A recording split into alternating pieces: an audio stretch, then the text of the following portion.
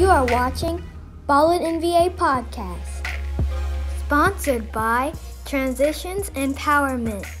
And here are your hosts, Larry, Merritt, and Wube Gabre. Welcome to another episode of Ballin VA. Another 804 representing on the show, VCU guy. I don't think we had a VCU guy on here, man. This is an honor right here, bro. No, right? I get to show my wall. I got some VCU we ain't never. That's our first VCU rep. Actually, yeah, it's our first VCU, if I can remember. Guest on the show. Supposed to have Calvin Duncan, but that's a whole. Yeah, but that's a whole other story. Look, this guest right here, he's a Richmond native. He played basketball at Henrico High School for a season. He transferred over to Trinity Episcopal, where he was a two-sport athlete. He played football and basketball there. He walked on to VCU, Franklin Street, where he later got a scholarship. And we're going to talk about that hard work, that dedication, and that perseverance that he got that scholarship. He's now an assistant coach at J.R Tucker. I want to introduce our guest today on Ballin VA, Mr. Torey Burston. Torey, man, I know you're busy, my man. We appreciate your time, my man. Oh, appreciate y'all for having me, man. I'm with y'all for the night. So whatever y'all want to talk about, any questions, I'm an open book. So I appreciate y'all for having me.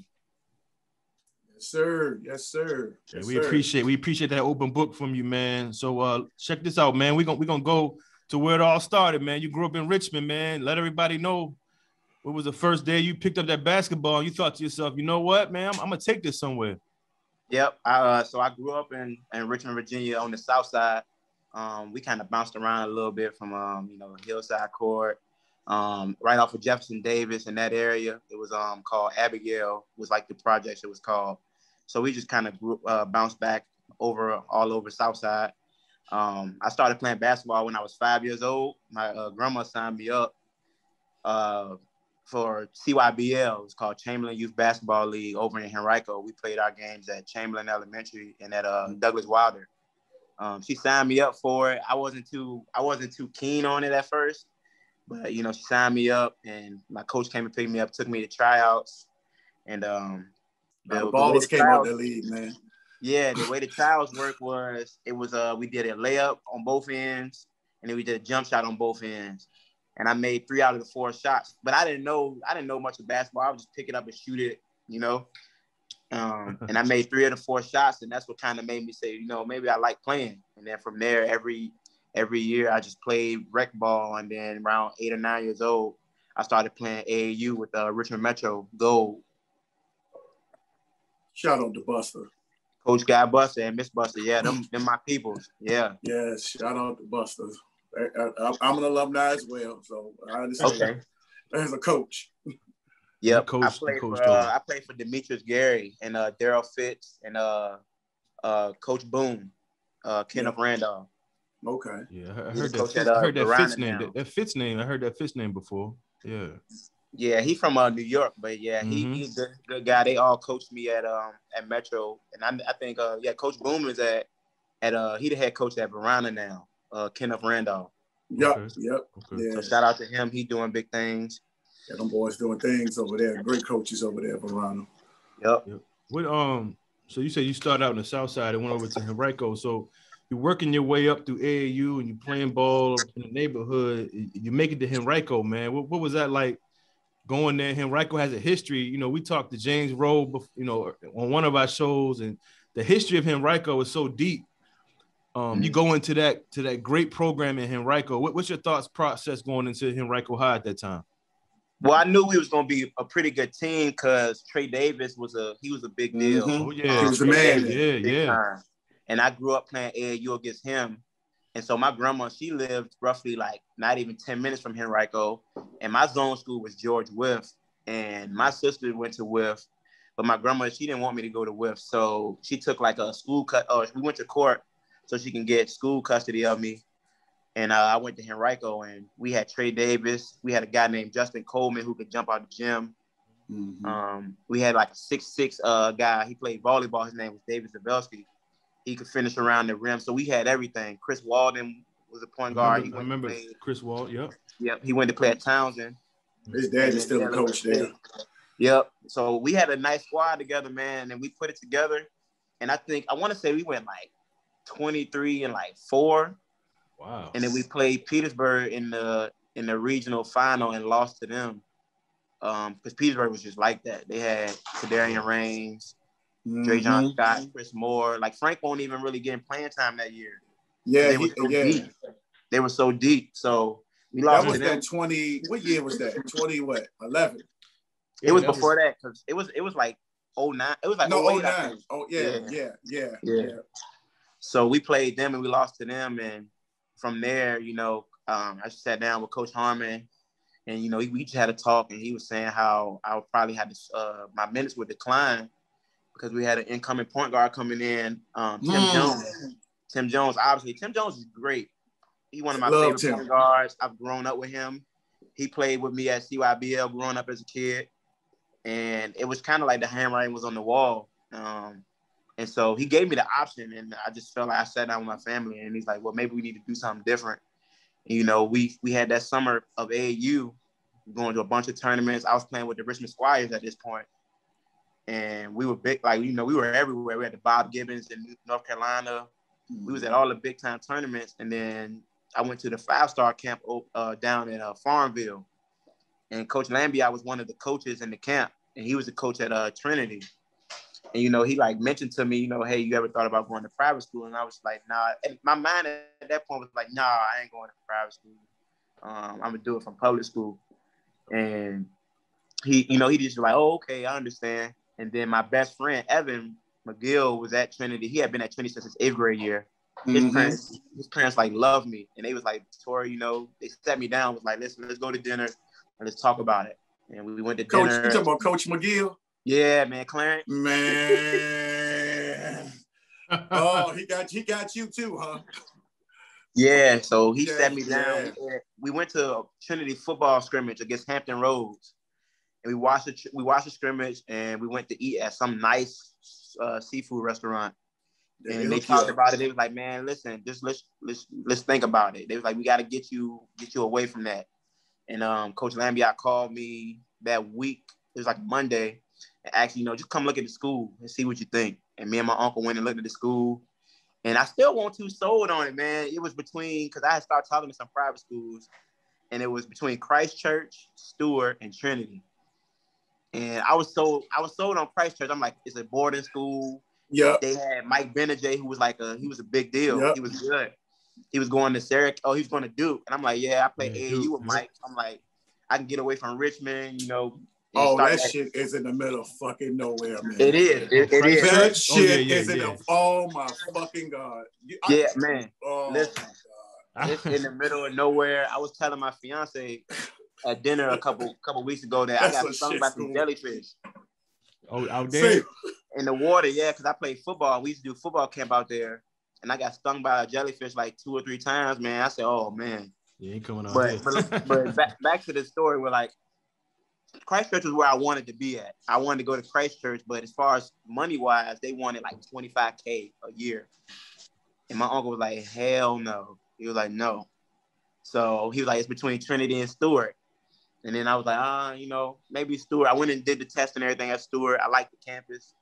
And he was like, maybe Trinity is for you. And I didn't know, but they were helping me out as much as they could financial aid-wise. Oh, they're going to throw you a lot of money. So they looked out for me, and they built a system around me where they was like, the schoolwork may be hard, but they hired a tutor for me. It was just the love they showed. They was like, listen, we want you here. And Stewart never said that. Christchurch never said that. Trinity, we want you here. So that was kind of what made me say, all right, you know what, you got to go where you wanted at, especially with how Henrico was like, we doing something different. And so they was like, we want you here. So I did everything. And that's how I got to Trinity. You was talking, when we talked earlier, you talked about how Coach McGill, Coach Lampiot got you on over to Trinity. Mm-hmm. Talk about the conversation. How did you get to Henrico? Oh, how did I get to Henrico? Yeah. I was at a VCU elite camp. I think this went right with Coach Smart was at Florida. He recruited me a little bit at University of Florida, but then he had just got a job at VCU. Mm-hmm. So he invited me to that camp. It was like a elite camp. And, I'm planning the elite camp, doing my thing. And I think I was on Trey Davis' team in the camp. And I think Coach Harmon was there watching Trey. And he was just kind of like, I like you a lot. You ever thought about coming to this side of town, And I was just like, my grandma lived right around the street, but, I figured Henrico historically was already heavy. Like, they got what they got. Yeah. And he was like, nah, we talk about it, but, like, you're not supposed to really recruit like that in public school. No, hold that thought right there. Hold that thought right there. For a certain AD that want to challenge me back when we first started this podcast. And look, I just talked to him today. AD, I just talked to him today too. Oh yeah, this certain Bethel AD that tells you. He calling him out, Torey. I'm calling him out.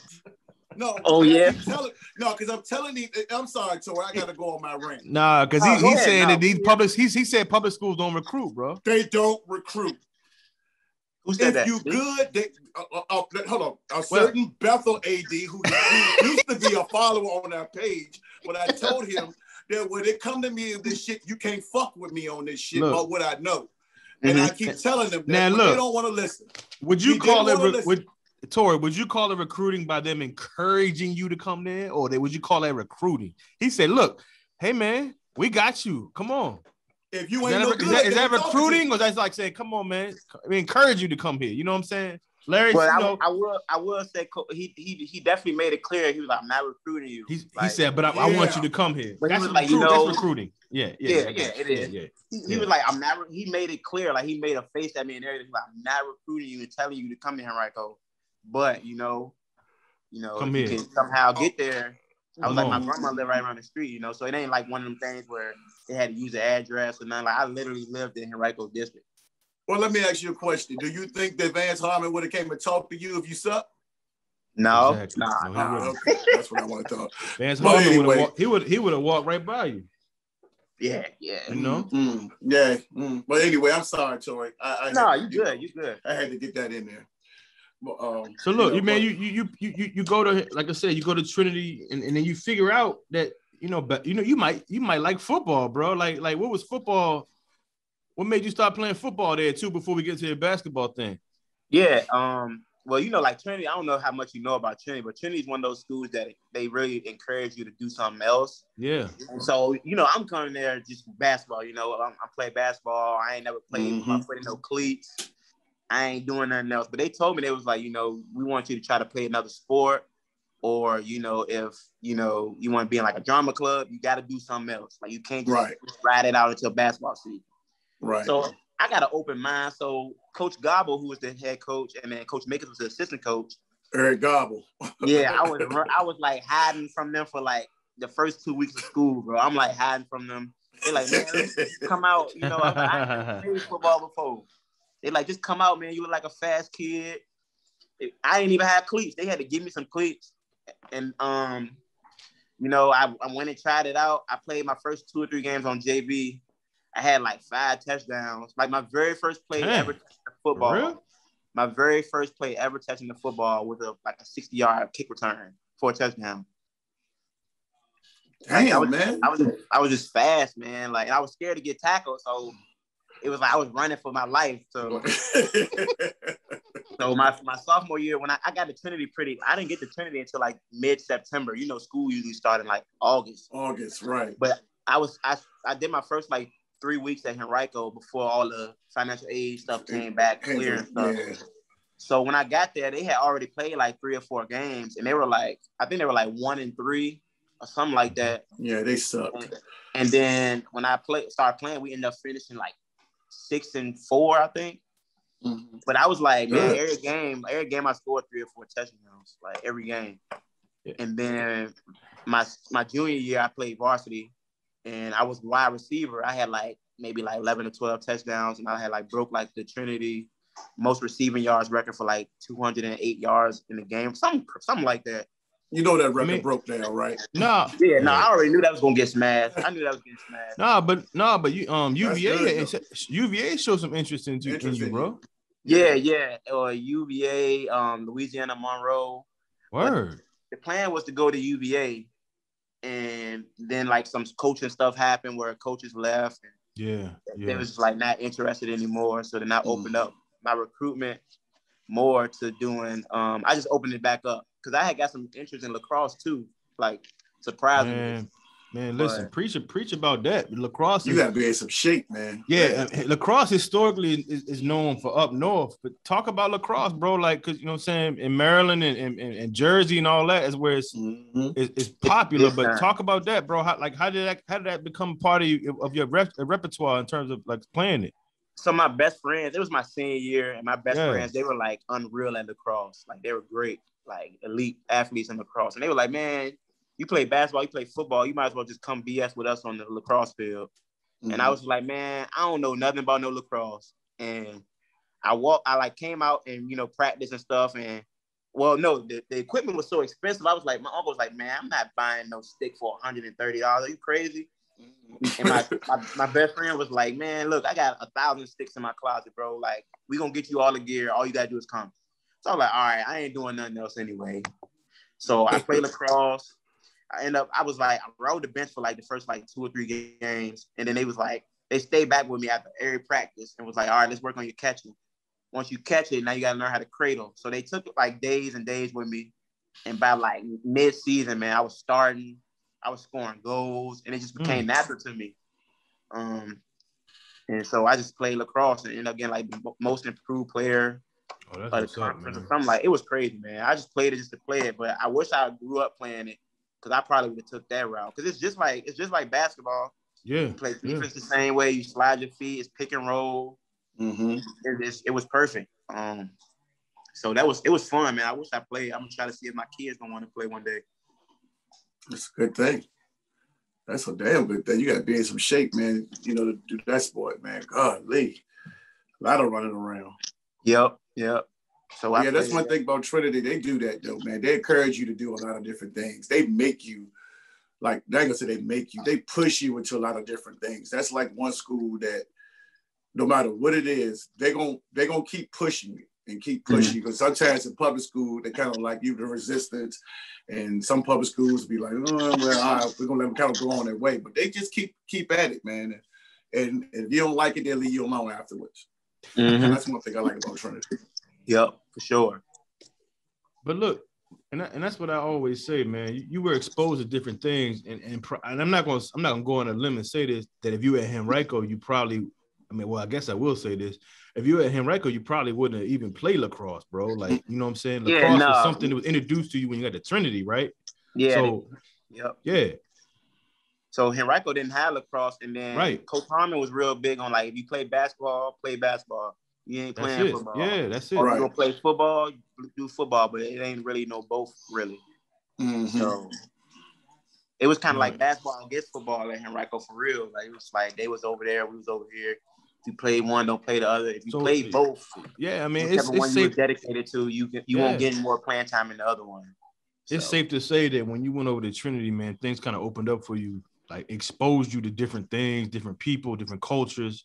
A different outlook on life, bro. You know what I mean? Like, that's what we always love on this show. Like, what drives people and what motivates them, and you got opportunity to see different things, and you're not even 20 minutes from where you grew up at. You know what I'm saying? You know what I mean? It's crazy. You right down the road from where you grew up at, and you get a chance to play lacrosse, meet different people, get the opportunity to play at the highest level, at the private school level. Man, that's dope, man. You know, you get, you know what I'm saying? So you get there, let's talk about basketball, Torey. You get the basketball, man, and talk about that experience, bro. Like, when you get to Trinity in terms of the basketball side of things. Yep. So I was telling Lee this. When I was at Henrico, we played Trinity in basketball, and we man, they couldn't get the ball up the court. We beat them like 96 to like 24. Stop lying. For real. I'm not lying to you. We beat them so bad, man. Like, we was pressing them the whole game, and they just couldn't get we played them over at St. Chris in like the Christmas tournament. Right. And they just couldn't get the ball up the court. It was wild. And then so transferring to Trinity, I already knew. I was like, listen, man, I ain't going through that. Ain't going out like I'm that. a point guard. I'm not going through that. I'm gonna try to change it. That's I'm crazy. gonna try to change it. And so I get to Trinity my first year. And it's wild how like every team come in the gym thinking like, oh, we're gonna beat Trinity. Like, and I just felt that energy. And the type of person I am, I'm like, nah, not today. It ain't happening. And so my first year at Trinity, I think the year before I got to Trinity, they won like 4 games. Oh, and then my first year at Trinity, I think we went like 13-7. So it was like a little progress, but it was kind of like I just brought something to it that was like I didn't care who my teammates were. Like I knew what I was getting into. So like the first couple of practices, you know, I'm passing these AAU passes, these hard bounce passes, and like people not catching them and stuff like that. And my uncle was like, "Well, listen, when you get over there, you know what you're getting yourself into, so you can't get over there and be mad and have bad body language. Like you know what you're doing." And so I was super patient, and I loved all my teammates, like all of them. I still watch the games to these days, and I send them little clips like, "Hey, look at you, make that layup," or you know, like those like my guys. And so people thought they were gonna beat us, man, and we lost to the you know the Fork Unions. And when we played Collegiate in St. Chris, you know, that's a big rival. So my first year, we definitely didn't beat them my first year. But like the Norfolk Academies that we usually didn't beat, Woodbury Forest, who else? We played Stab. We was beating them. And they were saying like, yeah, we didn't beat them in like 5 years. We didn't beat them in 6 years. And I'm like, well, that's changing now. And then so I just kept bringing that toughness to it and just that grit. And I just used to tell my teammates, like, look, man, we going here to play this game. We're not scared of them. It started off 0-0. We're going to see what happens. And we snuck off with a couple wins that we may not have supposed to have gotten, but I just kind of tried to instill that confidence in them. I knew I was going to play hard. And by the end of the game, it was going to be something. Either we're going to be close to winning or we're going to win. And that's just the toughness I thought I brought to it. And then by my senior year, like I said, we won like 20, 25, 26 games, and we lost in the semi of the state tournament to Benedictine. Because at first, I don't know if y'all noticed, like Trinity had stopped playing Benedictine for years. Yeah. Because it had got so rowdy, and the way Benedictine was carrying stuff, it was just like, no, we don't want to play them people because, you know, they way they carrying it. And then it's very intense. I told Coach Hamlin, I'm like, man, put them on the schedule. Put them on the schedule. Now, that's one thing I'm going to say about Coach Hamlin. My relationship with Coach Hamlin wasn't the best, but one thing I would say, he was competitive as fuck. And I don't know. God. And I say, we could question his coaching, but he ain't scared to play nobody. And he gonna go into your backyard and play you. He be like, you want to play him? We're going to play him. He don't care where we playing him at. I give him that. Especially if he got dogs to back it up. You know what I'm saying? Yeah. I mean, if you got some dogs, he going to compete. He going to compete. Man, and open gym, man, Coach Hamlin used to get mad when he lost, dog. Lord. I hate losing too. It boiled my skin. But, dog, Coach Hamlin used to get mad. Oh, yeah, he get heated. He used to get into it with us and everything. Because, you know, he'll have, like, him, McCarthy, Hauser. And then it'd be like me, like my team. And we'll win. And he just so mad. I'm like, what you mad for? This is what it is. You going to me. I used to hear about them open gyms, man. It'll make them so mad. But, I mean, we was dogs that senior year, man. We went at whoever. We didn't care. It was me, Jalen hit. Oh, yeah, Jalen. I couldn't do it without him. He a big reason why we made it do what it do. Because he came in and he was another guard that was, you know, he was trying to get these buckets. I was locking up. I was scoring when it came to me. Chris, when he was playing, he was a bucket getter. And then we had a couple shooters, and Josh was a shooter, and he turned into a scorer. But we just had all the right pieces, and we just went at people, man. It didn't matter who we played. I will give it to you guys, man. You guys set the tone for Trinity to be what they are now. Because had you guys hadn't came there, whatever they had coming down the road, they wouldn't have got that. It wouldn't have worked. You, Jalen, Stretch, like I said, Chris, what's the other guy you named? Can't think of no, Josh, all you guys that came there before that started winning tradition. Because y'all started winning that year around your junior year? My junior year was the first year we made it to the States. I mean, we lost in like the first round, I think, but that was the first year we made it to the States since like 96. Right. And then you go into what the juggernaut, well, not no more after this year, but to what they were. You guys got to take, how does that make you feel? That you look back on it, you have to be a trailblazer to a program that y'all probably didn't even think that would be what they are today. I mean, people tell me that all the time, man. Like when I go back to Trinity and just sit with Miss Mead and everybody and just chop it up with my teachers, they always say that. Another goat. Yeah, she a super goat for sure. But I never people tell me that they like, bro, you the reason why this is like that. I'm like, I just don't, I listen to it, but it's like, appreciate it, but it's crazy. Torey, I'm gonna tell you why. And we're gonna do this right here on Ballin VA. We'll be gonna understand where I'm going with this. You went there, you and Jalen and Stretch. We went there because we saw kids that looked just like us. Okay? Preach to him. Won't nobody going to no goddamn Trinity Episcopal or St. Piss and Benedictine and all of that other shit, collegiate. We don't know that world. All we knew that Vern Hamilton and Ed Davis went to Benedictine, and it was a military school that really nobody wanted to go to. Thanks. So for me, reason why I went over there because somebody told me to go. I was sending my kid to Clover Hill. And I was like, well, Benedictine, whatever. And then I said, okay. They said, man, y'all got to go check out a Trinity game. And you were gone. But I told you the first game I saw was the Tim Jones and all them boys came over there. And Marvin, you know what I'm talking about. Marvin. Yep. And they went to, what they went to? UNC, Charlotte or somewhere. Yep. And went over there. And that game was the best goddamn game that I had seen. That they beat Trinity at the buzzer. And the atmosphere, it was like a college atmosphere when you go to a Trinity game, especially when they playing somebody decent or a rival. And I looked around and I was like, man, I said, this is what I would want my son to be. But like you said, my son still wasn't sold either. Coach McGill, again, did he sell you on, man, you can leave a $20 bill on the floor and won't nobody take it for if you have a $20 bill here on a week. You leave it here on the week, he'll tell you that. I did that when I first got there. I did that. My uncle gave me a $20 bill to buy like a shirt, a Trinity shirt from the Titan closet. I left that in my iPhone on the table in the Commons for like 2 days. Ain't nobody touched that. I'm like, what's going on? Why you ain't stealing my dollar? You know damn well you couldn't do that in Henrico or Whiff. That junk gone. That junk gone before you even put it down.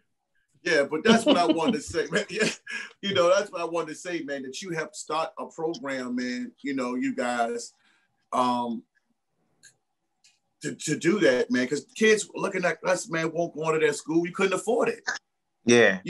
But they made it affordable for kids to go there, man. That's why I pledged the way that you did when you did it up last week on, you was like, man, this school is my heart.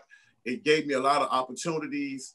Ms. Sneed loved it, and you was talking about how it was probably much harder than VCU as far as schoolwork was concerned. Oh, easily. For me, at least. Yeah.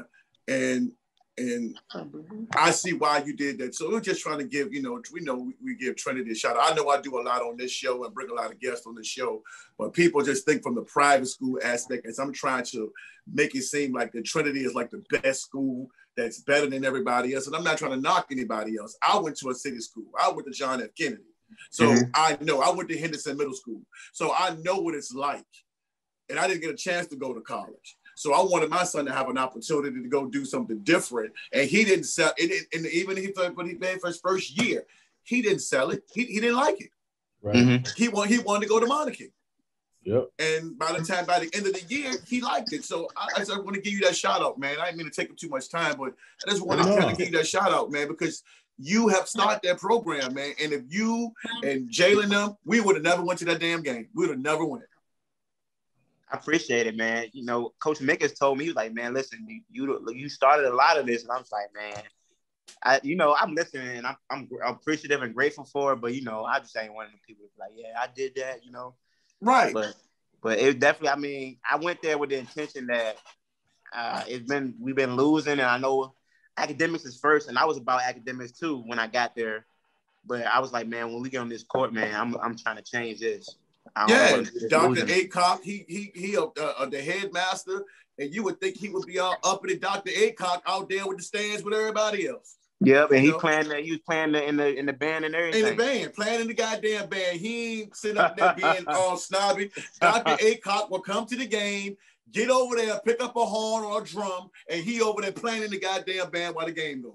Mm-hmm. That's ridiculous. That's ridiculous. He knew everybody's name. He knew. He took time with everybody. Y'all coming to share everybody he met. Yup, stands, shaking everybody's hand. I was like, man, I said, this is where I want to be at. This make you feel like home. Yeah, and like y'all talk, man, I just wish everybody had, and you can't save everybody. I just wish everybody had the opportunity, bro, like to get that experience that you got, and then Larry got with Malik playing at Trinity and getting that experience where you get a chance to soak in all that energy. You know what I mean? You know what I'm saying? You got the AD and everybody in the crowd, and you playing ball there and meeting different people.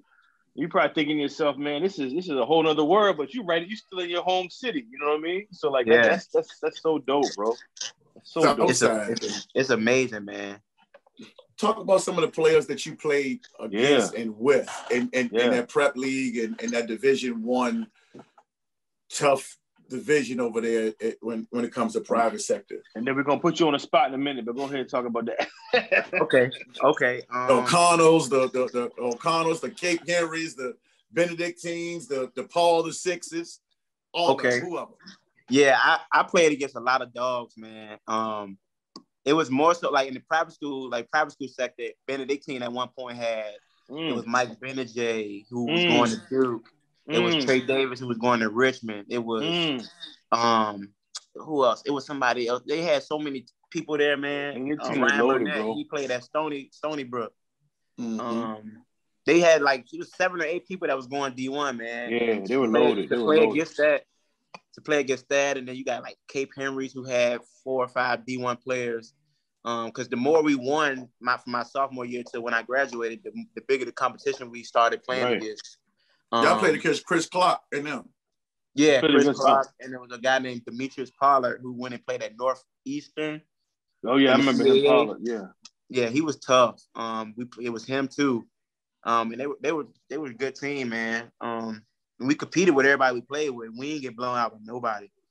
That those last 2 years of mine, but it was more so for me on the AAU circuit. The AAU circuit, I played on like the highest level of teams, like the Nike teams, and we were at all those tournaments playing against Austin Rivers and Bradley Bill and Archie Goodwin, who played at Kentucky. I remember him, Kentucky. Yeah, Archie Goodwin. Yeah, he's from Little Rock, Arkansas. Me and him, we chopped it up, but me and him went at it because he was a point guard. And he was like 6'5". Yeah, he out there dancing with the ball, and I tell him like, look, you ain't out here. I promise you, it ain't happening. Like it's not. And he was like, who are you? I'm like, I'm showing you right now. You ain't scoring on me. Like, and that's just who I was. Like it was. I take defense like so serious, man. Like you score on me, I snap on my mind. Like my fiance, she go to all my games at the Bell. And I'm still I'm picking up full to this day. Like, I'm still picking up full. But, yeah, I played against a lot. Like, Bradley Bill was tough. Me and Austin Rivers went at it. Oh, word. With his dad at the game. He told me, like, I can't hold you. Like, you can't hold me. And I was like, I'm your dad right there. And he about to see why. I love it. I'm on this time. Oh, wow. Tell him, bro. Tell him about that time about when Harmon told you to check, what's the boy name? Andrew White? Andrew White. We played Andrew White when another he was on the Dell.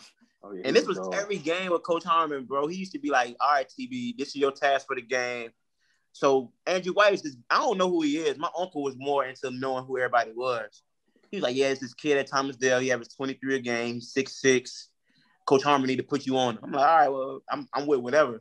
So Coach Harmon don't put me on him at the beginning of the game, and he scores like 4 points or something like that. And then I'm like, Coach Harmon, I got it. So we switch up. I guard him. He don't score the rest of the half. Wow. We come out in the second half. At halftime, Coach Harmon, like, TB, if he score, the first moment he score a point, you're out of the game for the rest of the game. You know me, I'm like, well, all right, well, my defense like that. I ain't worried. Yeah. So he like, all right, cool. So we get out in the second half, and like the second play of the game, he gets fouled. I don't foul him. We have to switch, and he's got somebody else guarding him. He saw that light, and he went on them and got fouled. And he made both of his free throws. Next thing you know, I see somebody at the table with a towel. And like, TB, I got you. I'm like, why? Like, he ain't scoring on me, and I didn't play the rest of the game. But that's what it ended up coming into. Like, Coach Harmon like got to a point where it was like, if you let this person score, you out for the rest of the game. Mm-hmm. And that's why I started to see the handwriting on the wall. So that's what made me say, all right, well, maybe I need to leave. But I played against a lot of people, man. I was at a camp with John Wall one year. Oh. John was like that. Like, he was like that. I seen Buddy Hill at VCU, Trey Burke, who went to Michigan. Michigan, yeah.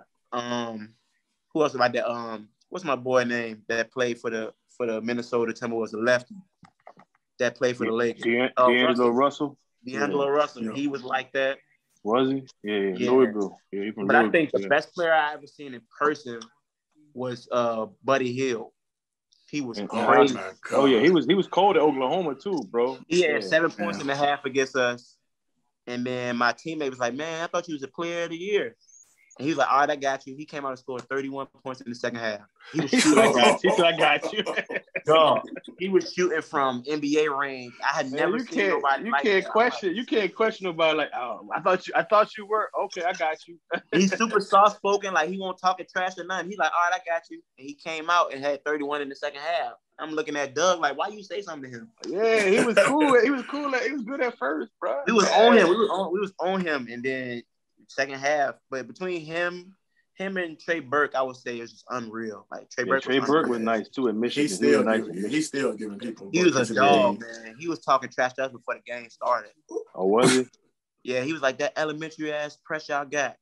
I'm like, oh, word. He's like, yeah. And he had 9 turnovers, but you couldn't tell.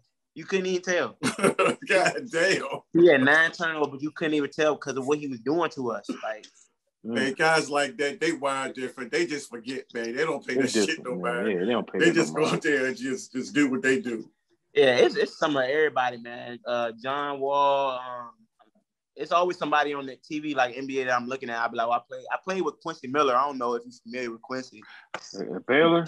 Yeah, he played at Baylor. Yeah, he got drafted by the Nuggets. He was on my AAU team. Yeah, he was nice. Mm-hmm. Yeah, him and AAU. I played with Mike Benajay, AAU at the Squires. And a couple of NFL players I played with that's in the NFL now. Well, Mo Alley Cox for one, right? Yeah, Mo. And then me and Anthony Harris, we've been best friends since we were like 3-4 years old. That is my guy. He went to LC Bird, Virginia. Then he went with the Vikings, right?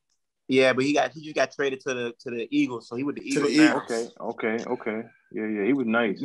Now you see where y'all hard work come in at, because both of y'all work hard. You know, I know his mother, Miss Della, how she do. Yeah. You know what I'm saying? And so, like I said, y'all hard work, you know, tell us about y'all personality, your character, man. Yeah, we got it from, I'll say we both got it from playing with Metro. Coach Demetrius, man. He used to take us to the trenches, and we used to go up to I think it's Iron Bridge Park.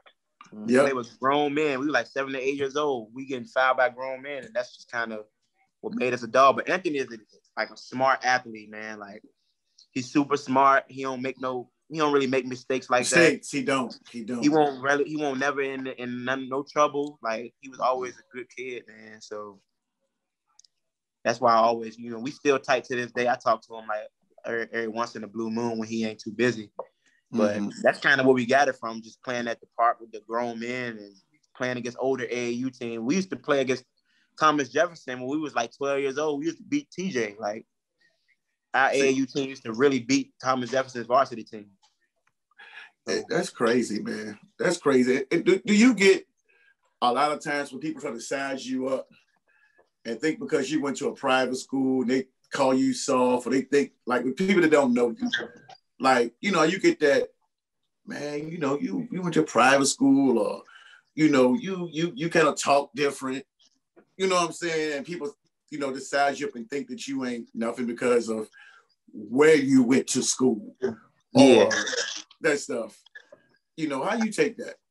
I get it a lot. It's actually funny you said that, because the other day I was at the gym hooping, and the dude was like, "Yeah, I know you. You went to private school. You ran from that smoke. Blah blah blah." And I'm like, "Listen, I promise you, I'm with what you talking about. Like, I know what you saying. Like on the court, it's you know, right. I talk basketball. I ain't into none of that extra Right. stuff. But I'm really from that, and you don't even know it. Thank you. I don't gotta tell you. I don't gotta act like that no more. I don't gotta act Thank like you. that. See, don't have to act like that. I'm gonna say this, and I know I'm going off topic because we got. Oh no, we good. Listen, how many times have we always say that people think because you go to these private schools or these county schools, they think you know, like people. This is my whole motto. I used to hang in high school. When people started dying in my neighborhood, I started going out hanging with the LC Bird Meadowbrook kids because all my friends was getting killed in the city. Mm-hmm. So for me, I wanted to live. So I was like, man, hell with this shit, man. I'm going out here Friday nights. I'm going to hang out with birds, man. Y'all going to bird game. So I always said, man, the guys that from the city, we don't act like that. It's always the county motherfuckers that from the county that ain't raised in the city. They the ones that act like they all tough, but you take them over to Chimeraza Park or over there in Churchill by Armstrong, they on the hood before you goddamn pull off with your goddamn car. But we don't go out there to Monica and all those areas and act like that. That's not what we do.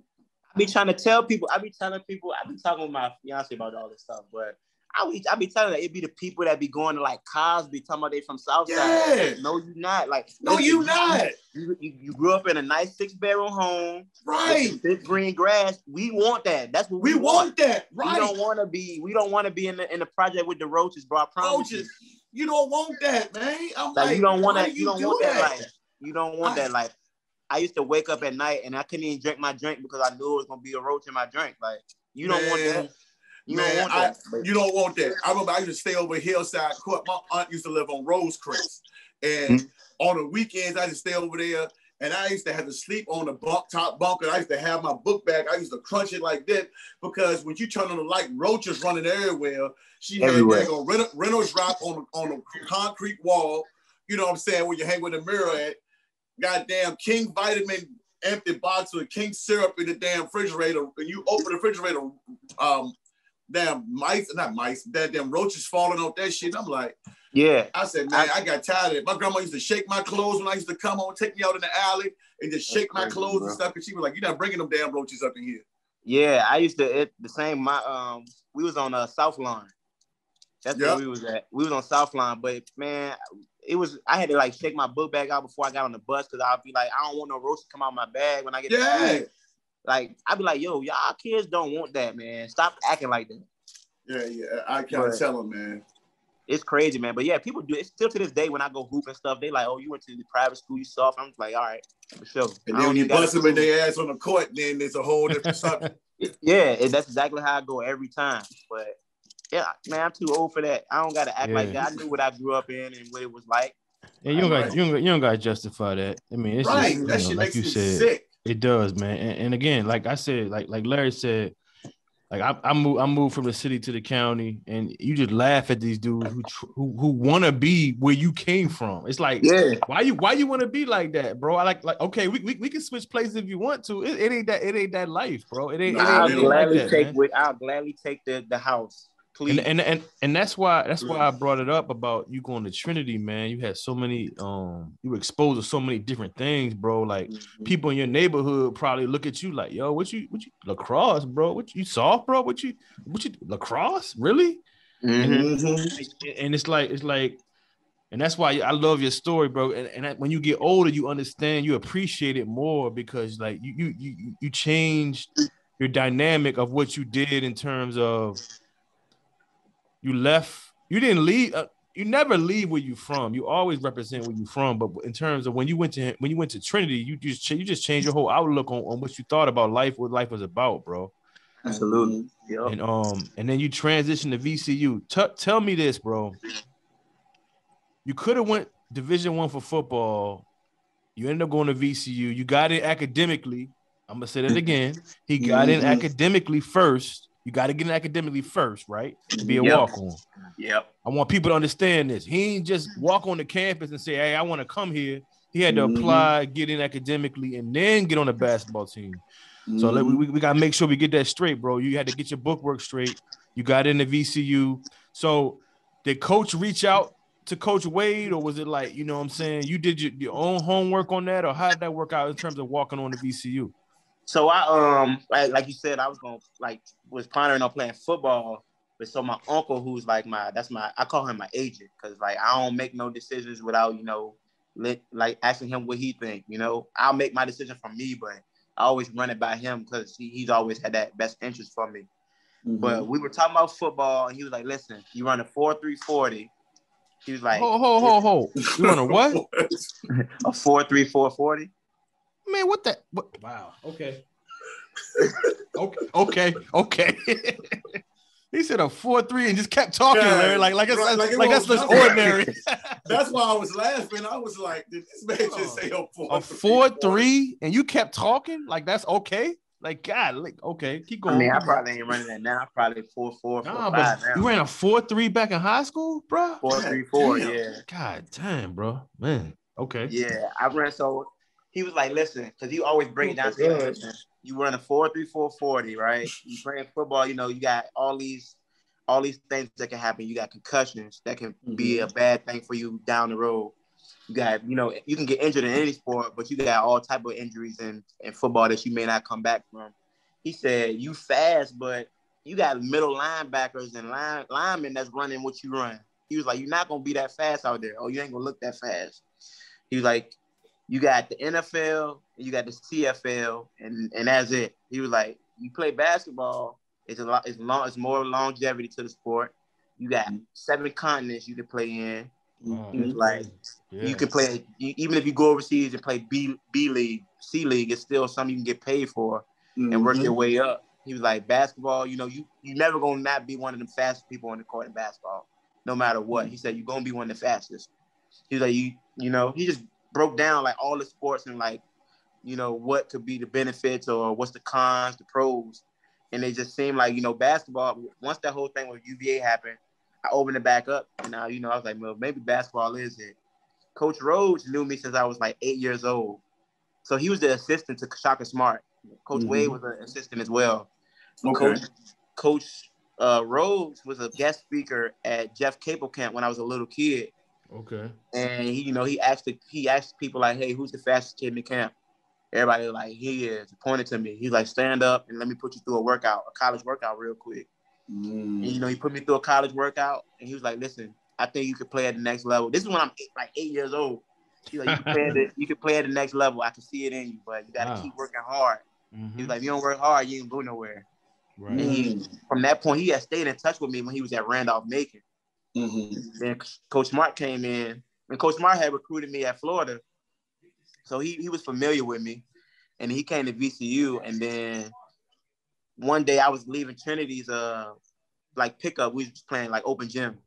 And this is after I graduated from Trinity, so I'm not even in school. Everybody else is in school already. I'm still at home freaking out. Like I'm stressing out. Wow. 'Cause I'm this big time star at Trinity, but everybody going to school and I don't know what I'm doing in my life. So I'm already stressed out. And Coach Rose called me like that night, left a voicemail, and was like, hey, you know, it's Mike Rose at VCU, interested in, you know, you coming to walk on at VCU, give me a call back. I'm thinking like, oh, somebody playing on my phone. Like, somebody playing on my phone. Because we used to do like that at Trinity. Like, we'll call each other phone like, hey, this is Coach Kyler Perry from you know? So I'm thinking like, man, somebody playing on my phone. So I called back. Y'all stupid, man. They doing that, like, especially like football. Because like football, we knew like we won't go nowhere for real. And he was like, yeah, this is such and such from Alabama, like stuff like that. Coach Saban, this coach, yeah. Yeah, like we used to be childish, man. So I called back and I'm like, hello, is this Coach Rose? And he was like, yeah. He was like, I'm glad you called me back. You know, we want to see if you're interested in walking on. He was like, come to practice tomorrow and come watch the practice and see if it's something you feel like you can hang with. I'm like, all right, cool. This is in like October. And so I go to practice, you know, Coach Smart, you know, talking to me like Torey about, you know, he knew me and everything. And I had knew from like when I went down to Florida for a couple of camps, you know, I'm talking to them and stuff. And I see the practice. I'm like, damn, they working hard. And I was like, I can do this, but it'll take me a minute because at this point I hadn't been working out or nothing. I just like sitting on my tail for real. And then Coach Rose was like, yeah, well, apply to the school and, you know, we'll see what we can do. So I applied to VCU and everything goes clear, but my SAT not good enough, you know? So I break down. I'm like, man, I messed up a golden opportunity. Yeah. So then he was like, no, we ain't gonna give up on you like that. He was like, you can get, you know, somewhere between 40 to 60 points. We can work with you. But this score, we can't do nothing with this. So I went back to Trinity, Miss Morris. I don't know if you know Miss Morris. Charlotte Morris. Sure. She a math teacher over there. But I call her Mama Morris. Like to this day, I still talk to her. And she was like, well, I'm a math teacher. She said I could probably get you somewhere between 50 to 100 points on the math section. So every day, like for like 3 days a week, I would go to Trinity when everybody leave, like 6:30 that night.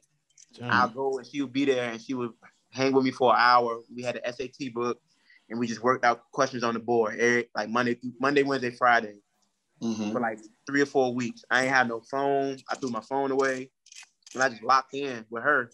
And I took the test in like December and I like added like around like 210 points to it. So I had to score just from math. It was only math. Everything else was still bad. But my math section was increased, and I sent it to Coach Rose, and he was like, all right, we in business. And then he said, I'll get you in here the second semester. And he got me in school as a student second semester. I got there December 26th was my first practice with him. And then school started like mid-January. And Coach Mar was like, well, I'm going to redshirt you because I want you to have 4 years to play. So he redshirted me. So he gave me a chance to get stronger, get my grades right, and just, you know, get used to the speed of the game. Because he didn't have to do that neither. He didn't have to redshirt out.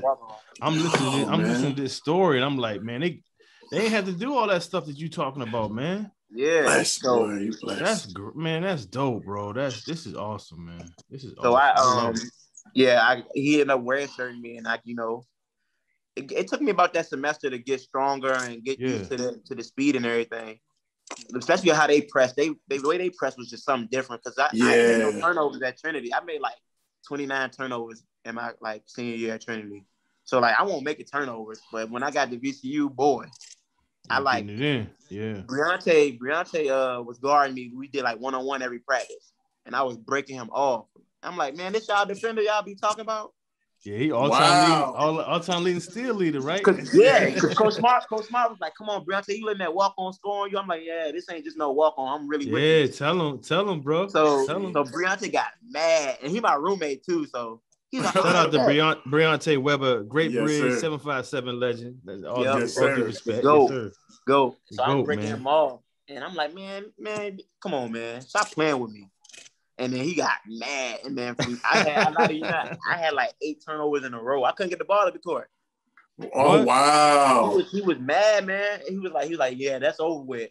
Even when I was in the room, he was like, it's over with now. You shouldn't have said nothing. But, and obviously, like, unreal defender, and like him and Darius Spears were both like, Darius Spears my big bro, man. So he took me under his wing. And he was like, listen, it ain't personal. He talking trash, but you know, it's what we do here. And then, you know, once the practice over, we're gonna put our arm around you and it's all love. Yeah, it's all love, brother. And then so that's how I was like, all right, bet. And then I started building but just them to give you like to show you they really wanted you though. That had to feel good though, bro. Like for a walk on. Yeah, for a walk on, and them to wait for your scores to come in and wait for the shocker. Like, we're gonna redshirt you. We want you to get 4 years. And it had to make you feel pretty good though, man, knowing that they really wanted you. You know what I'm saying? Yeah, especially them fresh off of it. They was like, I got there at 2013, but they had just came off the Final Four in 2011, so they was top 25 team. And I'm like, damn, this is a top 25 team that want me here. It was a walk on, yo. It was a blessing. It was a blessing. Damn, man. That's crazy, bro. That's dope, man. That's so dope. Talk about that brotherhood, because you mentioned a little bit about that. Talk about that VCU brotherhood, man. It's unreal. It's because it's wild because I played with, you know, like Darius Spears, Briante Weber. I never played with Rozelle or you know, that Final Four team, Joy Rodriguez. But it's everybody brothers, man. Like Larry Sanders, he reached out to me and texted me. And Larry, I see Larry around, and it's like, whenever I got him right here on the wall. What's up, Larry? There you go. Larry, what up, Larry? Yeah, he reached out to me like, yo, bro, congrats on the wedding, bro, or on the engagement. And I'm like, he NBA player. I never played with him, but just that brotherhood, like Brandon Roselle, he big bro. He always texts me like, hey, you need anything? You good? Troy Daniels, all them guys, man. Even the guys before, like Calvin Duncan. Calvin Duncan hit me up like, I'm proud of you. You're doing great things at VCU. You repping well. Lionel Bacon. I talk to him pretty often. Shout out to him because he always hit me up and make sure I'm good. All those VCU guys, man. It's Bo Jones. We all brothers. It don't matter if you graduated in '88 or if you graduated last year. Like we all like. It's dope, man. I love to hear that kind of stuff, man. Because sometimes you wonder if all those generations connect, bro. And that's cool that y'all still keep in touch with each other and know that the history of VCU basketball is still going, man. That's dope, man. I love to hear that. Yeah, man. It's unreal how, because those guys, when I used to go to the Jeff Capel camp, like Eric Maynard was like my coach. Eric Maynard. Oh my goodness. He was my coach like as a kid. I was like a little kid and I used to look up to him. And now, I could text him today, like, yo, what you doing? It's wild. That's crazy, right? Yeah. Do you see Jesse Pelarosa? Yeah, I grew up watching Jesse because he went to WIF. My sister went to WIF with, I think he may have been a senior when she was like a freshman. And then she went to school with his sister and his younger brother, Edwin. So I went to some football games and, yeah, man, Jesse crazy, man. He crazy. Yeah, that's love, man. That is love. Talk about your relationships. We talk about, and Whoopi was talking about Coach Rhodes. What did Shaka Smart meant to you? He meant a lot, man, because he's a very personable coach. Like, he ain't one of them coaches that he only care about basketball. Like, Coach Smart, like, you get married, he's crying. He at your wedding crying, like, bawling his eyes out because one day you was his player and he see the progression of you growing as a person. He's big on appreciation. A lot of stuff that he preaches as a coach is what I'm gonna preach when I'm a head coach.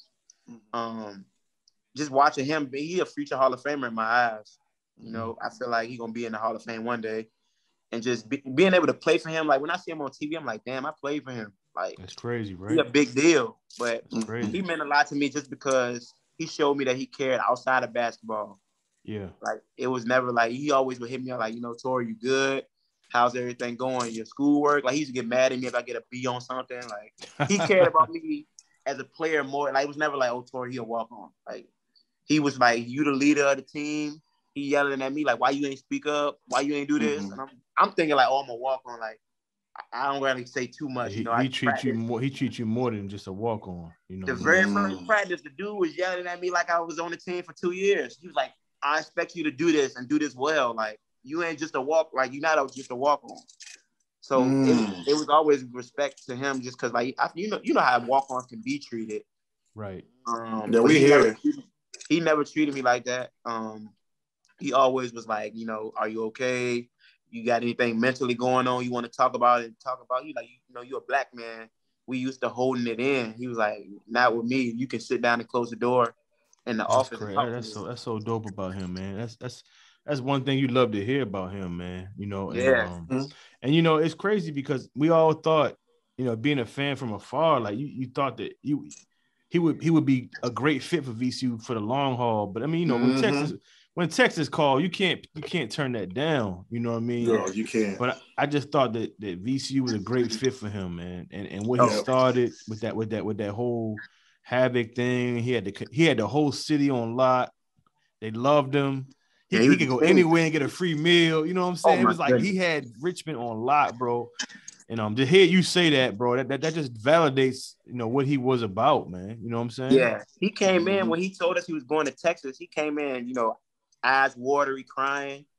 And he was like, man, I decided today that I'm gonna take the Texas job. It's one of those jobs that he said it was one of two jobs that he would leave VCU for. Okay. And he was just crying his eyes out, man. And he was like, if you hate me, I understand, but if you want to tell me bye, I'll be in my office for like an hour. And I went up there and I was like, man, Coach, I know you crying and everything, but just like you tell us, it's progression in life, and you got to make a decision that's right for you. I was like, this is something right for you, so be proud of that. And he gave me this big hug, and he was like, TB, if you ever need me ever in life, man, you give me a call. How that make you feel though, bro? When he said that to you though, man, like I know at first you're emotional, but for somebody that said like, he getting ready to leave, but for him to have you in your back pocket, man, how that make you feel though? It feels good, man. It feels great because I just know all my coaches that's ever coached me, even back in Trinity days, to know that I can reach out to them if I ever need help, man, it means a lot. Like, and I'm like one of those, like, as I've gotten older, if I want help, I'm gonna ask. Back then, it was like kind of like I don't really want to ask, I don't have to.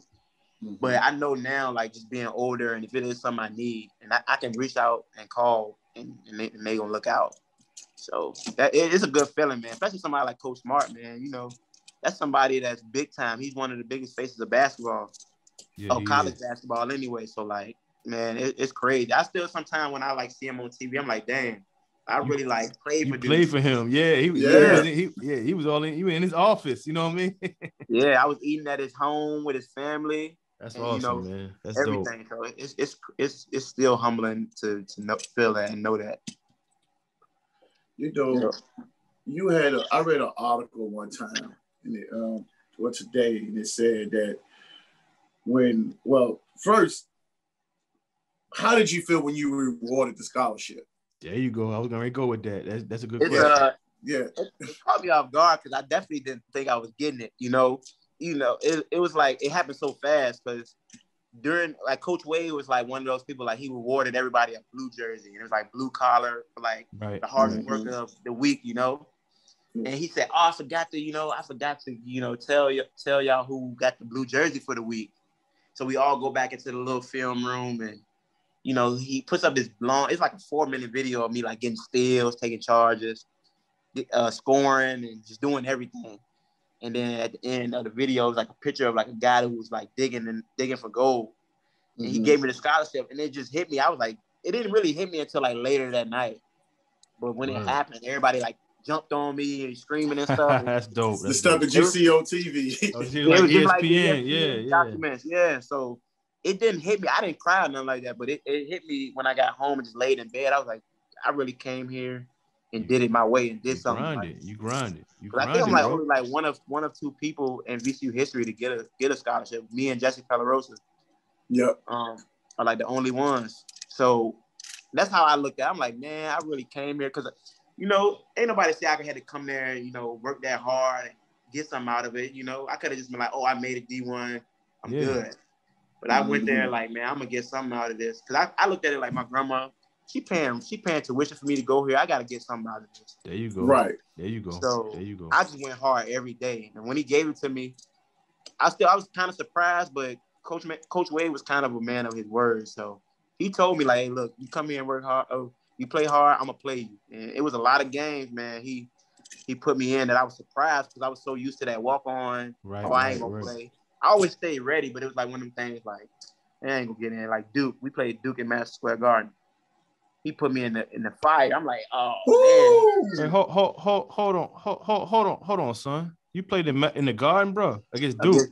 Against Come Duke. on, man. Talk about that, bro. Come on. Yeah, because I was ready to say something about that. Yeah, man. When that horn go off and you walking in, man. Come on, talk about that, bro. Come on, seriously, bro. That's the Mecca, man. It's the Mecca. We played, man. Listen, we played Duke, and Coach Wade was like, at this point, it's my junior year, so I'm getting decent minutes, but it was one of them games. Like I'm thinking, like, all right, this Duke number 9 in the country. I'm like, damn whatever. right, it's Duke. Who Duke had on the squad that year? I can't remember. It was Grayson Allen. Oh, Grayson Allen. Okay, Luke that year. Kennard, Okay. and Brandon Ingram. Oh, Ingram. Okay. Oh, so you done played against some NBA? Oh my God, bro. Damn, so when that horn go off, what you thinking about, bro? I'm like, yo, what's going on? So like, I forgot what happened. It's like 6 minutes left in the second half. Against Duke, bro, in the Garden, son. Listen, Reggie Miller was there. 43rd Street. Come on. 44th Street. Come on, man. Reggie Miller was there. Walt Frazier was there. Spike Lee was there. Dick Vitale was doing the game. That's crazy, man. Patrick Ewing was there. I'm like, yo, these people I used to like look at. These are people and and you checking in. Yeah, it's like 6 minutes in the game. Are you nervous, man? Are you nervous? I'm sitting on the end of the bench. No, I wasn't even nervous. I was sitting on the end of the bench, and all you hear is Coach Wade say, TB. So I'm thinking, like, I'm sitting there like, man, hell no. He ain't TB. So then he come down to the end of the bench. He said, TB, what you doing? I'm calling you. Oh, that's dope, right, bro. That is so dope, bro. So I get in the game, like 6 minutes left, and we got to press because we down like 6 or 7. So we pressing, you know, I'm doing my thing. I'm playing good defense. We get down to the end where Duke is on offense, and I'm guarding Grayson Allen out like all the way at half court. And Coach K, like, Grayson, you gotta protect the ball. He a pest. This is the guy he was. So he knew the scouting report on you, bro. I was in the scouting report. Bro, so, man. Coach K, come on, man. You listen, man. You only hear this on Ballin VA. My man played the guard, the mecca of basketball, bro. Against come on, man. Duke. Against Duke. Torey. Yeah. Coach K knew who you were, son. Coach K was like Grayson, protect the ball. He's like, stop playing with him. That's dope, man. That's so dope. And in my mind, I heard it, but like I was on cloud 9 when I got. I know you were. Yeah, right. I would have been. Look, I probably wouldn't have cared if Grayson went by me at 9. I'm like, yo, Coach K called. Exactly. It's crazy. It's crazy because Grayson was out there dribbling, and when I came out there and put my hand out there, he was like, Grayson, remember what we talked about? That's the pest. And he turned his back to me, and then he started kind of like posting me. And then we playing defense or whatever, so then they get a ball to Brandon Ingram, and we switch. Okay. So Brandon Ingram got the ball, and I plucked him. I plucked him. I get down the court, and I wanted to lay it up, but it was like Luke Kennard. It was like 3 dudes like trailing me. Like they was gonna punch it. They was definitely gonna punch my stuff. Mm-hmm. So I stole the ball. I get down the court. I put somebody on my body. I bring it all the way out. We get it down to like 5 or 6. I'm still in the game. We call it. It's like a TV timeout. Mm-hmm. Coach Wade's like, doing great. He's like, you straight. I'm like, yeah, I'm good. He's like, all right. So I play another like 2 minutes, and then they take me out because we need offense at this point. Yeah. So it was wild, man. Yeah, I plucked great. That's dope. Brandon like, Ingram. Listen, I don't care what nobody said. You played at the freaking Garden, dog. For real, bro. Come on, man. Seriously. That's, oh my goodness, bro. It was crazy, man. Then Coach K shook my hand after the game. He was like, I respect what you do. He was like, it's not an easy job. Word. Yep. So he knew. He knew what you did, man. He knew what you do. Oh, that's what's up, man. Yeah, it was crazy. It was wild, man. It's that stuff like that I'll take to the grave with me that I remember. You have to. You have to. You better. You gotta do that, bro. So it was dope. This is what I like. See, this is what I'm talking about. See, this is why we go after guys like yourself, man. Yes, sir. Because the A-listers, we know what to expect from their story. That's why everybody wants them to come on. And then when you see guys like that, and I always tell people, I put on my page, y'all need to check this video out. Y'all need to check it out. Check out the story. We'll be able to go in and give a great detail of what it is. And you may or may not have people to really look at the video. And I know sometimes people want to rewind to fast forward to the good part and everything like that, man. But this is the guys that when we have guys like this on, you guys better tune in. Because I didn't know this. Whoopi didn't know this. You know, some things. And bro, you've never talked about this. I'm sure, bro. You never talked about the garden. You never talked about this, bro. I got a big picture of me and Brandon Ingram when I stole it from him because we both wore number 14. Okay. And wow. It's somehow hang up on my wall. Dope. I can send it to y'all. Man, please do. We're gonna post it on our page, man. Yeah, we definitely gonna do that. I will look. We're gonna put that on when we air your interview. We're gonna put that on there. I know we live right now, but we can still put it on there though. You know what I mean? Okay, man. Yeah. And see, that's the thing. And this last one I want to go into. When I read that article, it said that Coach Wade said of you and Jordan Burgess, when they made y'all leaders of the team, that y'all will carry more weight than y'all think. And you being a walk-on, talks about your preparation, attention to detail and everything like that, man. It's people like you, man, that, because I know, and I like to keep going back, is I know what my son went through at Trinity. Yeah. By playing with 4 Division I guys, and he was the one that didn't get it. Mm-hmm. But when I was talking he should have gotten it, but that's another story though. Yeah, that's a whole nother story. But And when I was talking to Big Mondo today, Mondo's dad, I saw him at the chicken wing place at the America's Best. And he was like, and I was telling him something, I said, man, that 18 team was better than that 17 team just on paper. On paper. And he said, man, Larry, what the hell are you talking about? He was like, he said, Malik was the glue of that team. Yeah. Malik made things happen. He said, if it weren't for him, we don't win that state championship that year. Not at all. So I'm a businessman, but I'm about the small man. I'm always player first. I'm gonna always be busy, but I'm always play first. And guys like you, coming on, telling your story, man, bro, that shit get me fucking hyped. No, it gets you hyped and it motivates you, bro. Like to hear your story, like, bro, you just said you've never told that story, bro. Right. Like, hold on, Larry, hold on, man. Hold on. Let me just go. Let me rewind, bro. This dude said he checked in to Madison. You ain't checking. All due respect to Franklin Street and the Broad Street and MC and VCU. My man checked into the Garden, bro, against Duke, and checked Grayson Allen, who's currently in the NBA. Brandon Ingram playing for New Orleans. I mean, bro, come on, man. Bro, that is so crazy. And bro. Luke Kennard playing with the Clippers. Luke Kennard playing for the Clippers, bro. You played against those dudes, bro. You watching the playoffs like, yeah, I played against him. Now you lying. I played against him at the Garden. Stop playing with me. You know what I'm saying? That's crazy, bro. That is so dope, man. I love it. I love it, bro. I love to hear that stuff, man. No, see, this is the stuff that I keep telling you. Channel 12, TV 6, they're going to just give you little skits of your story. Exactly. Over here, we letting this whole shit. You can let your grandma, your uncle, everybody, your uncle, your grandma, your mom, your fiance, your friends. This is the stuff that people don't talk about. And like I said, man, shout out to everybody, man, that's in your corner, man, who you roll with, man, because this is the stuff. This is what we do over here. I don't give a damn what they're doing down the block, and I ain't, trying to mess up nobody other thing. But what we do over here, we shout out the small man over here. Because a lot of times, what Larry's saying is a lot of times, the quote unquote, I'm gonna put in air quotes, the small man got the best stories, bro, because he didn't seen it. He didn't seen it all, or she didn't seen it all. Right. And for you to listen, bro, that's my bucket list. I ain't even been, I've been through the Garden, but I ain't never been to a game. My man played in the Garden. You can tell your kids, your grandkids, your aunts, your uncles, whatever, your friends. Yo, all right, leave me alone. I played in the Garden against Duke. Yeah. I can expect somebody like Terry Davis that came on the show, or Nyree Roberts, people that played in the WNBA, in the NBA. You played in the Garden, bro. But you said you played in the Garden. See, those people we expect because they got big exactly. They came on the show. Yes, but sir. you are walk on deep, don't tell stories, and that's why I said going back to what we talked about off air about who we're not gonna name nameless, but just saying.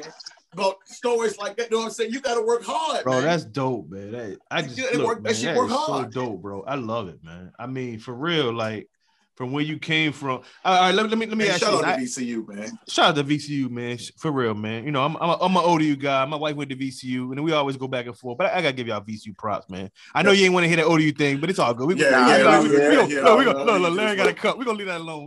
I got Big Blue in the background. It's all good. But let me ask you this, bro. Like me and Larry always ask our guests this, and I'm gonna ask you a little earlier than what I normally do. You checking into the Garden. I know you in the moment, bro. I know you in the moment. I know, when Coach Wade told you go in and check Grayson Allen. But was there any moment in your life, in that game, that you saying to yourself, and excuse my French, I don't curse normally, but I'm a curse tonight. Excuse my French. I'm in the motherfucking Garden, bro. For real. I'm a dude from Southside in the Garden. Did it hit you? Did it hit you, bro? Come on. It had to, at one point it had to hit you like, look, man, I'm from Southside Richmond. I'm in the Garden right now, man. Man, I've had that moment a couple times, like when I was playing at VCU, man. But yeah, of course, I'd be lying if I didn't say that. You had to. It was a moment when I was in the game, and it was like a dead ball, and I'm like standing right here, and it's courtside, like Rock Frazier. I'm like, dog. I'm here. I'm in the Garden with 5 years ago. I'm Yeah. Dick Vitale's doing the game. I Oh go back my and look God, at the game bro. after. That's crazy. I go back and look at the game after because it was on ESPN. I go Right. back and look at the game, and Dick Vitale, like he's a motor that makes this team run. Like I see that, so I'm like, bro, these are people that I grew up like. Man, come on, man. looking It had to hit you a little bit, right? It hit me, man. I got a feel. I'm like, man, but at the same time, I was just in my mind, like, listen, you in this game for a reason. Like, Yeah, you're in the moment. Yeah, you're in the moment. Yeah. But I definitely had it was Coach K. I said, man, that's Coach K. I had a bunch of moments, man. But then you looking at him, you like, wait a minute, I still got a job to do. But then you think to yourself, I mean, 3 years ago, I'm on my couch trying to figure out what I'm gonna do. Yeah, for sure. And now I'm in the garden, bro. I had that in the garden. I had that moment when we played at Battle for Atlantis in the Bahamas. Oh my God. And we did a foreign tour in Spain. Stop, man. And it was like, man, ain't no way. I'm a dude from Southside. Tell him, bro. Go ahead, finish it. Southside was gonna be in Europe, spending Euros. Like it's crazy. But Man, it's one of the things I'm humble about it, you know, and it's like a blessing. So, but yeah, I had a couple of those moments. I was at BC, like, man, I'm playing for the number 9 team in the country right now.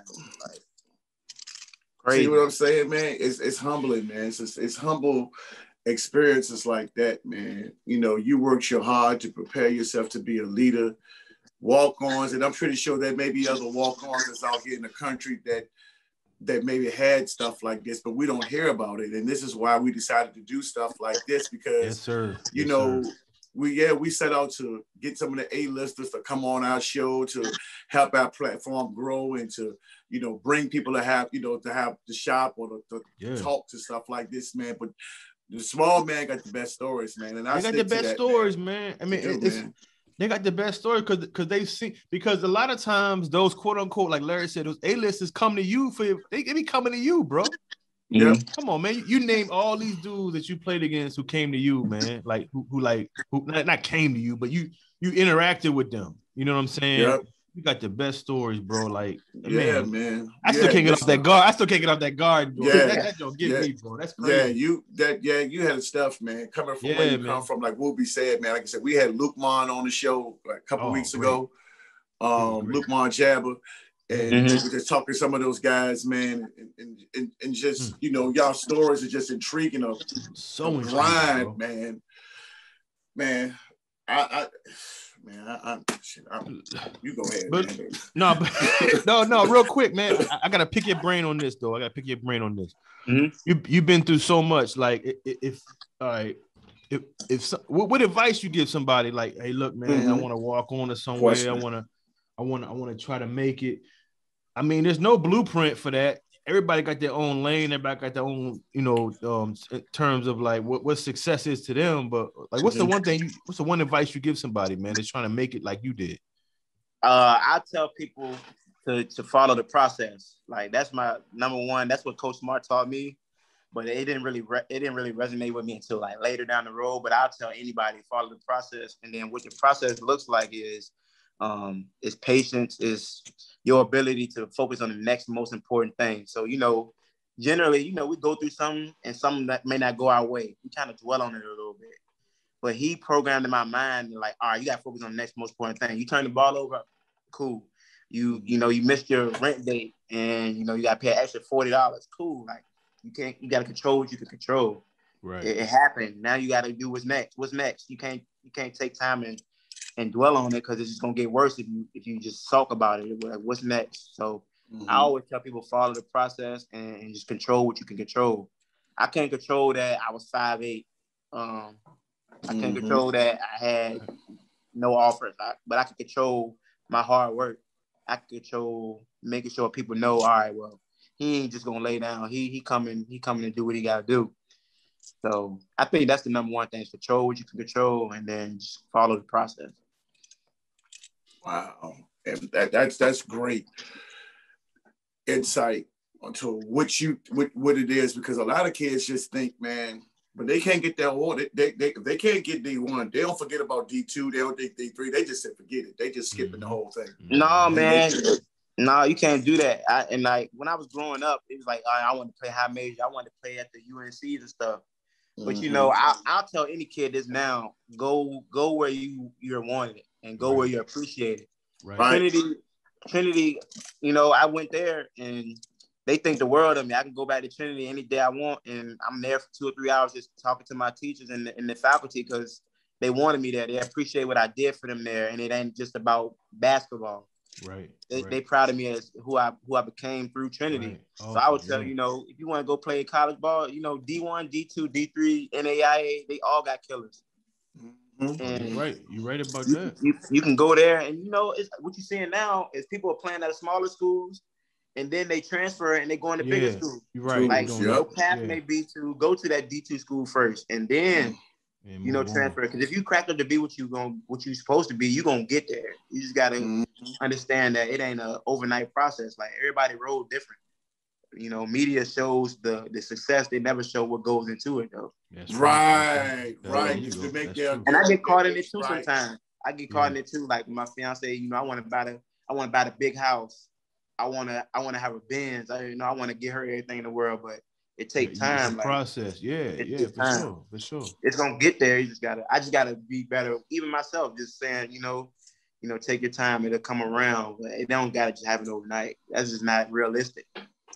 Man, you know, and shout out to you, man. Congratulations on your engagement. Was it this week or last week? Last week. June 3rd. Yeah, congratulations to you, man. Like I told you, you know, I think y'all went on a date maybe a couple months ago. She had that dress and y'all took a picture I think she had a burgundy dress on. And I said, man, you know, because she reminded me of Jeezy's wife, Jenny Ma. And I said, and you know me, I got to go back to my movie Dead Presidents, man. I'm just complimentary of your taste, bro. Hey, bro, you got one there, bro. You got one, man. Hey, is she a Ram too? She a VCU Ram too? Man, she's in grad school now. She just got into grad school at VCU, but she a George Mason Patriot, man. She a Patriot. Like she up in Fairfax. Okay. She a Fairfax cat. Okay. Yeah, Fairfax. She grew up in Herndon. Herndon up in Northern Virginia. Okay. Yeah. Just shout out to her, man. You like I said, man. You know, she saw something in you, man. You know, you got to have a strong woman behind you, bro. And absolutely. And if she's there, tell her we said hello. You know, the boys from Ballin VA. She over there with the dog, man. They watching the Sixers game. Oh, okay. Yeah. But look, man, like so. When did coaching become a part? Like, was coaching in you at VCU? I mean, did you think to yourself, if I don't get a chance to play overseas, I'm gonna try to get into coaching?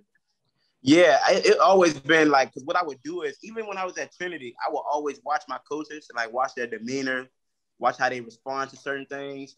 And I was like, man, if I was a coach, this is how I'm gonna be, or this is a good play. I'm gonna run this play for my player. If I got, you know, a Troy Daniels who can shoot the ball, or when I got to VCU, basically when I be a head coach, I'm gonna take a lot of that to them, like that hard work.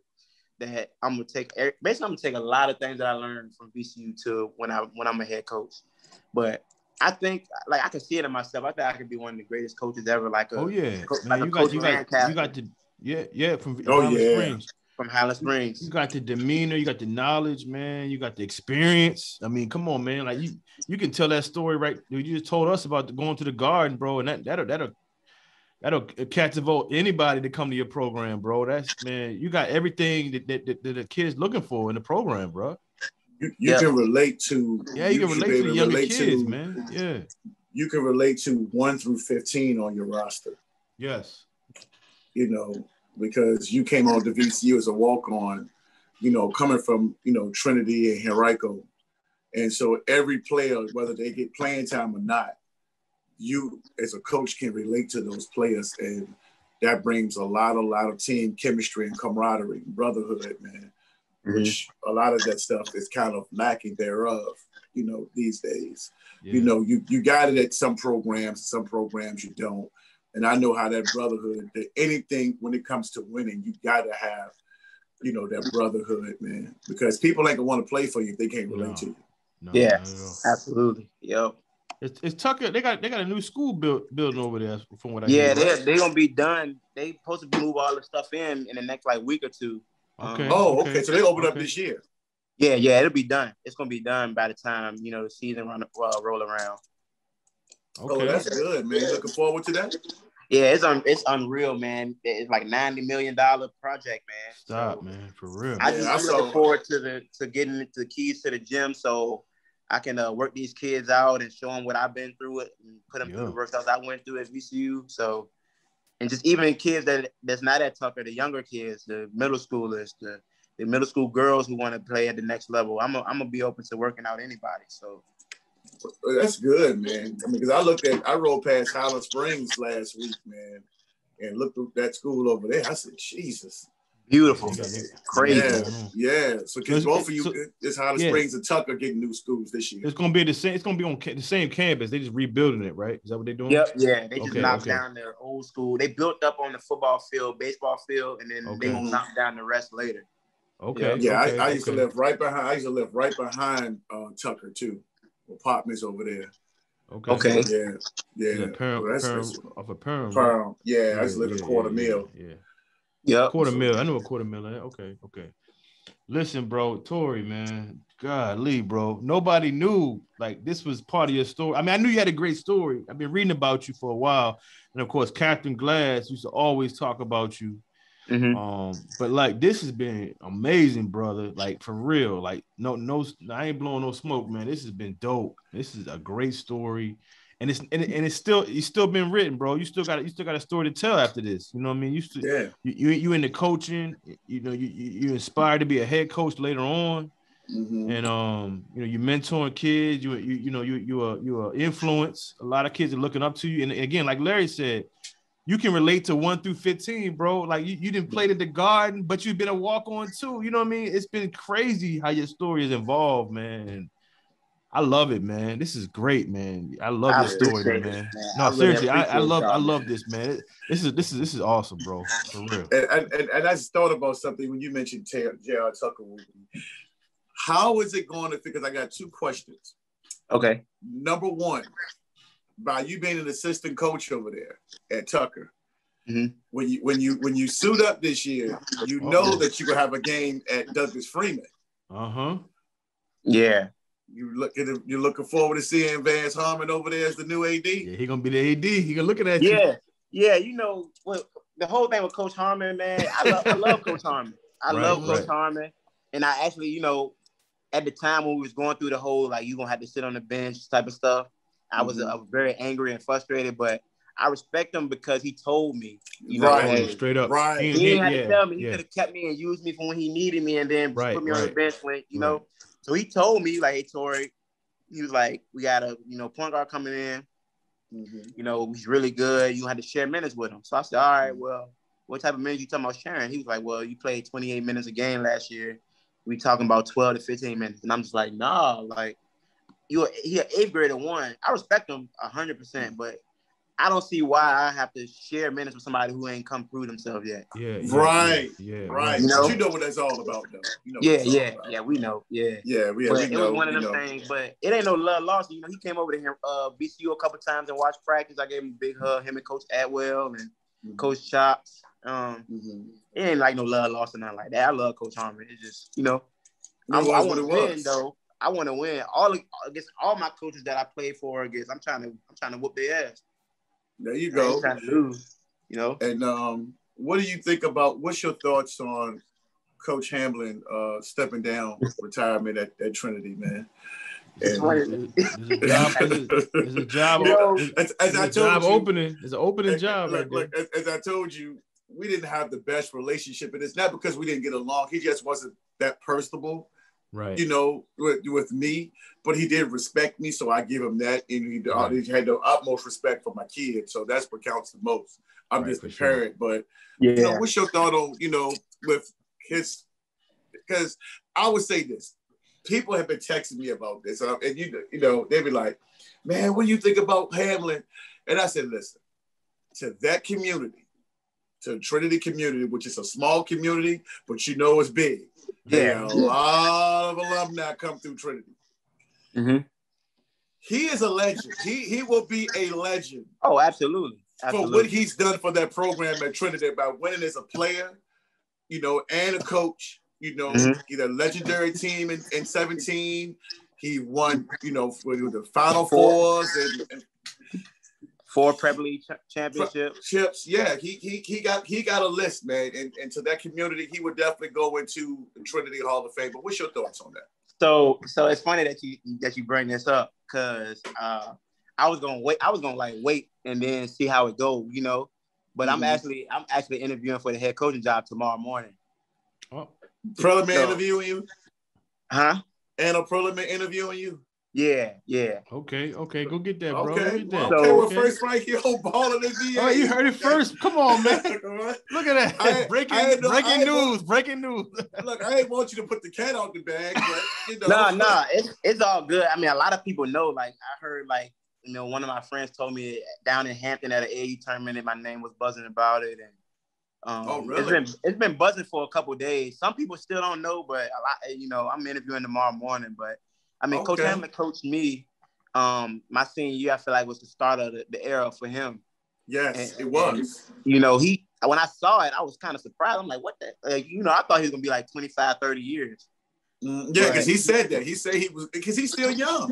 Yeah, he's for lifer. So like when I saw it on Facebook, I was like, man, hell no, this can't be real. And so I texted him. I was like, Coach, you know, everything good? He was like, yeah. He was like, yeah. You know, we went through the pandemic, and it's just one of them things where I just see how much time I could be with my family and my daughters. He was like, you know, I think it's just time. He was like, you know, you just feel that time, and you know, it's time for me to step down. And he was just like, yeah. So I'm gonna throw your name in the hat for the job.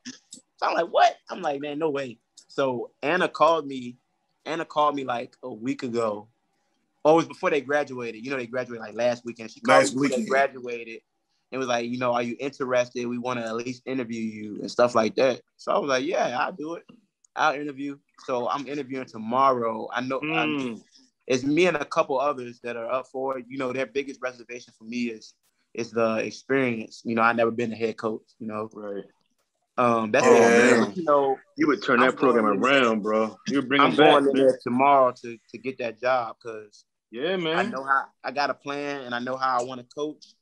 I'm gonna work these kids harder than they ever worked, but I'm gonna also make sure they know, hey, you're a student first, and without them grades, you know, you can't go nowhere. Even if you don't want to play at the next level, a job you may want, an internship you may want, they want you. You gotta get your grades. So I'm gonna bring the Trinity way to it, and it's gonna still be the same culture. But I'm gonna be able to relate to these players, and I'm gonna do everything how it was when I was there, and I'm gonna see how I go. But I'm ready for it. Oh man, listen. When this, I mean, listen, man. When this comes on, you gonna have a job, bro. I'm calling it, bro. You gonna have that job, man, for real. Man, wow, that's crazy. Wow, I didn't think I was gonna get that out you. I wasn't trying to do that, but okay.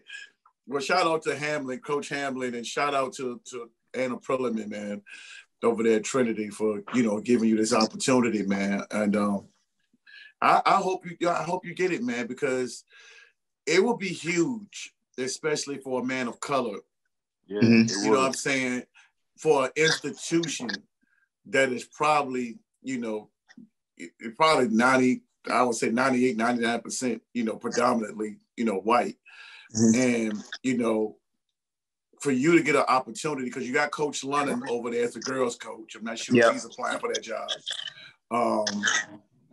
Coach London, Coach Mickens, shout out to Coach Mickens, shout out to Coach London.